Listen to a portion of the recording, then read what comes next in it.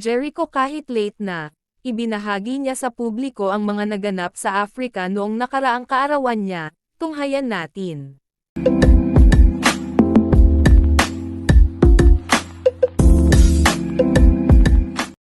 Masayang ipinagdiwang ni Jericho Rosales ang kanyang kaarawan noong ika-22 ng Setyembre.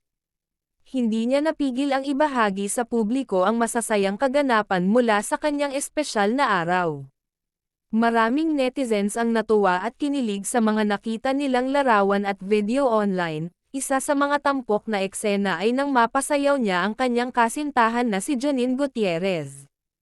Napuno ng halakakan at saya ang kanilang selebrasyon. Umani ng papuri si Jericho sa pagiging maalaga at sweet na kasintahan. Hindi rin nakaligtas sa kilig ang mga tagahanga sa kanilang chemistry. Dahil dito, marami ang nag-aabang sa susunod na selebrasyon ng magkasintahan. Lalo na sa nalalapit na kaarawan ni Janine Gutierrez. Inaabangan ng lahat kung ano ang magiging espesyal na sorpresa ni Jericho para sa kanya.